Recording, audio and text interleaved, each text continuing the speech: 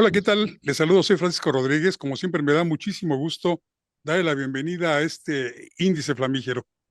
Hoy contamos con la presencia de Augusto del Río. Él es director de una empresa Dynamic. ¿Se pronuncia así? ¿Dynamic o es Dynamic? No, está bien dicho, dinámica. Dynamic. Una empresa dedicada a la ciberseguridad. Y la semana pasada leímos una noticia que verdaderamente nos impactó, porque ya no hay semana en que no veamos una de estas. Augusto, ¿qué, por favor, platícanos, ¿qué fue lo que nos informaste la semana pasada? Muchas gracias, Francisco, y un saludo a todo el auditorio. Permítanme hacer una breve acotación. Dynamic, más que dedicarnos a la ciberseguridad, lo que hacemos es tener nuestro propio sistema computacional como contexto para el auditorio, que lo que hace es estar extrayendo lo que la gente de manera pública escribe todos los días en Internet. Principalmente medimos lo que la gente escribe en las redes de mayor penetración del país. Estas son Facebook, X, Instagram, YouTube, TikTok, algunas veces LinkedIn, y hay otro grupo de plataformas. Y extraemos esta información porque hemos entrenado a nuestro sistema computacional para que con inteligencia artificial pueda categorizar riesgos. Muchos de ellos, por supuesto, son en temas de seguridad, otros de ellos pueden ser también en temas de asuntos públicos, asuntos comerciales entre diversas industrias. Dicho lo anterior, como adelantas, la semana pasada se dio a conocer información sobre un hackeo que se ha dado a la Secretaría de la Marina.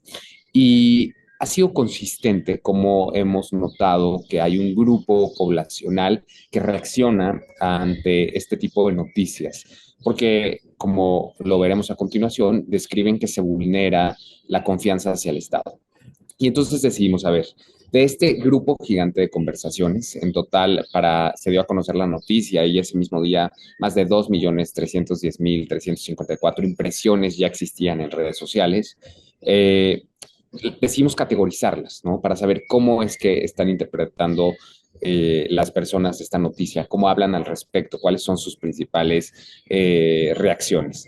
Y encontramos que la opinión de los mexicanos cuando hackean a la Secretaría Marina o a una institución gubernamental se puede dividir en cuatro dimensiones. Si me permites, te platico cada una Por de ellas. favor, te lo suplico. El más grande es parte del pastel a la mitad. El 50% de la gente manifiesta desconfianza en la capacidad del gobierno para poder proteger información sensible. El hackeo refuerza la percepción de debilidad institucional y muchos usuarios están expresando pues, preocupación por la filtración y el uso indebido de datos personales. Hay también Totalmente la de acuerdo. idea de que las autoridades no garantizan la seguridad digital porque no saben o porque no pueden, ¿no?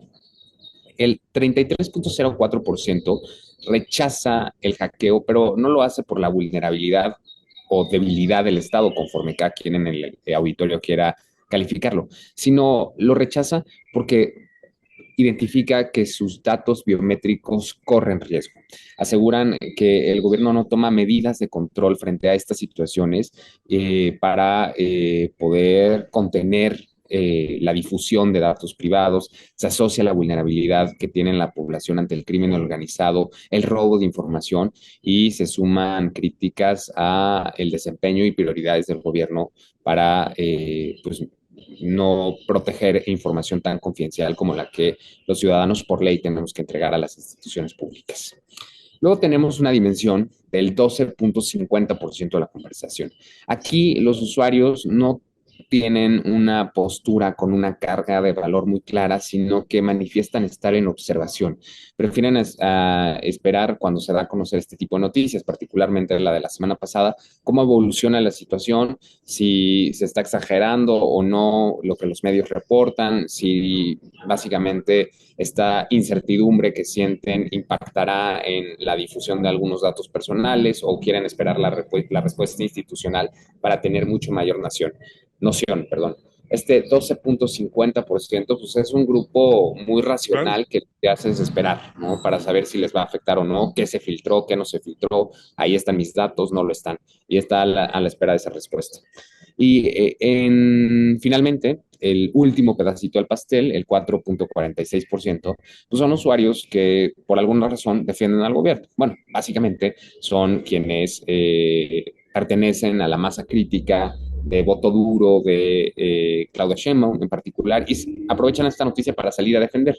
De hecho, dicen en su argumento que este tipo de situaciones puede impulsar reformas legales sobre ciberseguridad o puede fortalecer a la Secretaría de Marina porque se evidencian dónde están las fallas. Además, también se menciona que esto podría generar pues un debate más público para que detonen cambios en la gestión de los datos personales que nos debe de preocupar a todos. Como comentaba al principio de esta conversación, a la gente de verdad le preocupa que prácticamente cada semana conozcamos de un hackeo a instalaciones del gobierno federal y seguramente también a los estatales. Esto comenzó a conocerse, porque seguramente tiene una data anterior, con el famoso Guacamaya Leaks, donde la Secretaría de la Defensa Nacional fue vulnerada. Ahora nos enteramos a través de ustedes, en esta compilación que hicieron, de todo lo que se publicó o posteó en redes sociales, de que 640,000 mexicanos y extranjeros que hacen uso de instalaciones portuarias fueron hackeados sus datos, su CURP, su nombre, su cédula fiscal. Y yo creo que muchos de quienes están viendo esta transmisión, pues también estarían preocupados de que ahora que el gobierno se está exigiendo que entreguemos datos sensibles para formalizar un CURP biométrico, pues nuestros datos estén a la venta al mejor postor o en manos, como señalabas, Augusto, del crimen organizado. Sí, justo, Qué está funcionando mal en el gobierno? bueno, definitivamente, a ver, igual creo que hay que entender que con los avances tecnológicos de las últimas décadas, los protocolos de ciberseguridad son cambiantes y dinámicos. Todo el tiempo van cambiando, van cambiando. Y creo que esa es la mejor respuesta. No creo que el gobierno de la República tenga actualizados sus protocolos de ciberseguridad o una infraestructura que garantice los datos más sensibles, que garantice cuidar los datos más sensibles de la ciudadanía. Quizás sí, tienen un protocolo establecido para cuidar cierta información de dependencias como la UIF, el extinguido y evolucionado CISEN, pero en general, para toda la infraestructura gubernamental, el gobierno de la República ha hecho poca inversión en centros de datos con protocolos eh, de ciberseguridad que sean muy sofisticados. Y me parece que además no estoy hablando solo de la gestión de la presidenta Claudia Sheinbaum, ni de la gestión del presidente Andrés Manuel López Obrador, ni de gestiones anteriores. Es una problemática transversal a todos los mandatarios de las últimas décadas. Y por ahí creo que es el primer problema. La, las autoridades no están acostumbradas a generar protocolos de ciberseguridad y IT que garanticen el tener el cuidado de estos datos sensibles. Y si sí los tienen, no se sofistican o generan cambios dinámicos como deberían de estar teniendo. La inversión que se realiza en este tipo de programas de ciberseguridad es suficiente. Déjame que te platique algo. La semana pasada tuve oportunidad de conversar por esta vía con Simón Levy, quien es un crítico consuetudinario de la Cuarta Transformación y de los personajes que la conforman. Y él daba a conocer que muchos de los recursos que están destinados a esta agencia digital de transformación que encabeza este joven Pepe Merino, bueno, ya ni tan joven, eh, pues están destinados más que nada a pagar periodistas, entre comillas, youtuberos, gente que hace difusión en favor de la Cuarta Transformación y no están destinados concretamente a invertir en estos programas que salvaguardarían nuestras identidades, nuestros datos, los datos más sensibles que tenemos cada cual. Pues lo que es cierto es definitivamente es que no existe un presupuesto consolidado de ciberseguridad. O sea, la información que tenemos, como la que tú describes, justo es pues un gasto fragmentado, incluso por lógica de aquellas dependencias que sí necesitan tener una línea presupuestal etiquetada para seguridad. Estas dependencias fundamentalmente es la Sedena, el CISEN, que siempre se me olvida cómo cambió de nombre, ¿no? Creo que es el CNI ya, ¿no? El Centro Nacional de Inteligencia, El centro de espionaje, el centro de espionaje gubernamental. la Guardia Nacional y por supuesto la Agencia de Transformación Digital. Lo único que se sabe es que justo el Centro Nacional de Inteligencia, el CNI, antes el CISEN, que es una de las instituciones clave en inteligencia, pero más enfocado en tema de delincuencia organizada, tuvo un presupuesto de aproximadamente 2.800 millones de pesos en el año 2023. Esa es la cifra que nosotros tenemos, pero eso incluye muchas otras funciones, no solo la de ciberseguridad. Entonces, la inversión real en esta materia es solo una fracción de eso. El gobierno de la República, yo sugeriría, como un hito en la transformación digital del gobierno, pues debería de invertir en un protocolo para cada una de las dependencias que necesitan tener un presupuesto etiquetado en esta materia. Ya te estabas hablando de que dos dependencias de seguridad del Estado mexicano, la Defensa Nacional y Marina, son fácilmente hackeables. ¿Qué no puede suceder con otras dependencias que no tendrían esa sofisticación en seguridad? Y presupuesto no les falta. Presupuesto tuvieron a partir del sexenio anterior estas dos dependencias a raudales para construcción de obras y para todo lo demás. Yo creo que ahí estamos viendo también un problema muy serio de recursos mal empleados, recursos públicos mal empleados. Sí, totalmente. Hay un estudio que sacaron en 2024, una institución que se llama Carnegie Endowment for International Peace. Y es un grupo de expertos que refiere que México no ha invertido al nivel del riesgo que tiene en materia de ciberseguridad. Incluso manifiesta que hay cancelación o recorte de fondos en años recientes, según el análisis de, bueno, ya el presupuesto detallado que ve. Y si bien el gobierno llegó a publicar un plan nacional donde venían algunas cosas de protección de datos personales en razón justo del lanzamiento de los datos biométricos, etcétera, etcétera, esto no viene acompañado ni de un presupuesto claro, ni de un plan muy concreto de la ejecución. Entonces, definitivamente, el riesgo es crítico. México es uno de los países en América Latina con más riesgos. Los ciberataques están a la orden del día. La gente manifiesta ya desconfianza y vulnerabilidad, debilita al Estado, independientemente de nuestras filias y fobias políticas, incluso siendo pragmáticos, no podemos dejar que el Estado mexicano se debilite la confianza, se vulnere la confianza en nuestras instituciones en Por algo tan supuesto. crítico como es los datos que traemos, los datos de dónde vivimos, qué hacemos, etcétera, etcétera. Datos sensibles, como tú bien has dicho. ¿Qué hacemos? Hay un movimiento que ante la demanda gubernamental de que entregamos datos sensibles a las empresas telefónicas, pues no lo hagamos para que la medida se caiga como ya sucedió en el sexenio de Felipe Calderón. ¿Qué hacemos? ¿Seguimos entregando nuestra información o nos esperamos a ver si el Estado verdaderamente y las empresas verdaderamente garantizan que nuestros datos no sean vulnerados, robados, hackeados, etcétera? Bueno, valdría mucho la pena tener el input de un equipo legal al respecto.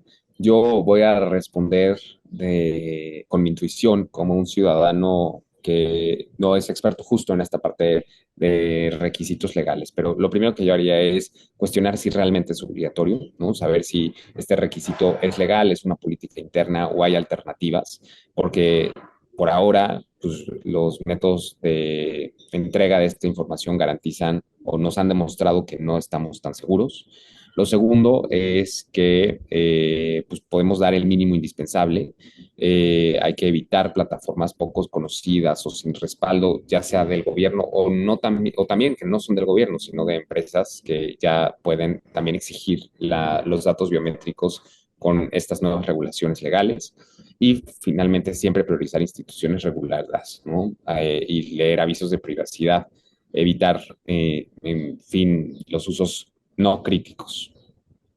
Finalmente, como comentario para ilustrar esta conversación, Augusto, la semana pasada también se dio a conocer que este influencer llamado Wherever Tomorrow preguntaba en redes sociales sobre la posibilidad de adquirir un chip de alguna empresa extranjera, estadounidense particularmente, o británica, para colocarlo al teléfono y así salvar este requisito de dar los datos personales. Y lo que narra el propio influencer es que inmediatamente recibió una llamada telefónica de un personaje del gobierno. ¿Qué tanto nos espían? Como espían al Wherever Tomorrow, no sea que nos vayan a espiar a ti y a mí también. Lo cierto es que, pues, esa es una pregunta del millón. Creo que también a veces la exageramos. Espiar en un aparato, en fin, como nuestro smartphone, es muy costoso. O sea, realmente generaría muchísimos gastos al gobierno tener espiado a una maquinaria de ciudadanos que abordan temas de asuntos públicos, que están en el sector empresarial, que son activistas políticos. O sea, esta infraestructura, creo que como nos la imaginamos, de espionaje masivo, quiero pensar que no existe porque es muy costoso, es muy sofisticado.